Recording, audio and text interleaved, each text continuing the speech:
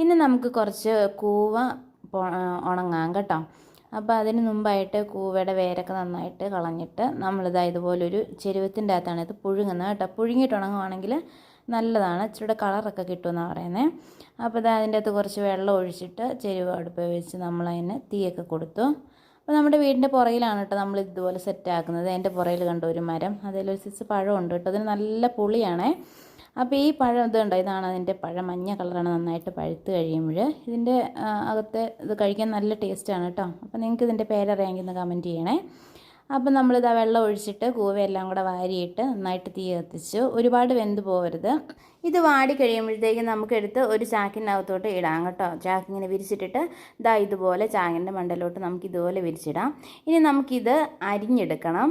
ഇത് നമ്മൾ കുറച്ച് കട്ടിയായിട്ട് വേണം കേട്ടോ അരിയാൻ, ഇല്ലെങ്കിൽ ഉണങ്ങി കഴിയുമ്പോഴത്തേക്കും ശരിക്കും അങ്ങോട്ട് വെയിറ്റ് ഇല്ലാതെ ആയിപ്പോവും. കട്ടിയിൽ അരിഞ്ഞ് ഉണങ്ങുവാണെങ്കിൽ കുറച്ചൊക്കെ വെയിറ്റ് കിട്ടും. അപ്പോൾ ഇത് കണ്ടോ, ഇതാണ് നല്ല രസമുണ്ടല്ലേ കാണാനായിട്ട്. അപ്പോൾ നമ്മൾ ഇതുപോലെ നന്നായിട്ട് മൊത്തം അരിഞ്ഞെടുക്കുകയാണ് കേട്ടോ. അപ്പോൾ നമ്മളെല്ലാവരും കൂടി ഇതുപോലെ അരിഞ്ഞെടുക്കുകയാണ് കേട്ടോ. അപ്പോൾ നല്ല രസമുണ്ടല്ലേ കാണാനായിട്ട്, നല്ല കളറാണ് കേട്ടോ. ഇത് പുഴുങ്ങി കഴിയുമ്പോഴത്തേക്കും കുറച്ചുകൂടെ നല്ല കളറായിട്ടുണ്ടേ. അപ്പോൾ ഇത് നമ്മൾ ഇത്രയും കട്ടിയിൽ ഇതുപോലെ അരിഞ്ഞെടുക്കുക. നല്ല രസമായിരുന്നു കേട്ടോ കിടക്കുന്ന കാണാനായിട്ട്. അപ്പോൾ ഇനി നമുക്കിത് അരിഞ്ഞു കഴിഞ്ഞിട്ട് നമുക്ക് പാറയിലിട്ട് ഉണങ്ങിയെടുക്കണം.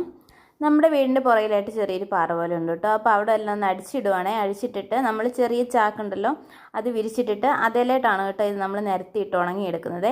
അപ്പോൾ ഇതാണ് കൂവ ഉണങ്ങുന്ന വീഡിയോ കേട്ടോ. കൂവ നമ്മൾ പുഴുങ്ങി ഉണങ്ങുന്ന വീഡിയോ ഇതാണ്. അപ്പോൾ എല്ലാവർക്കും വീഡിയോ ഇഷ്ടപ്പെട്ടെങ്കിൽ ലൈക്ക് ചെയ്യണം, ഷെയർ ചെയ്യണം, കമൻറ്റ് ചെയ്യണം.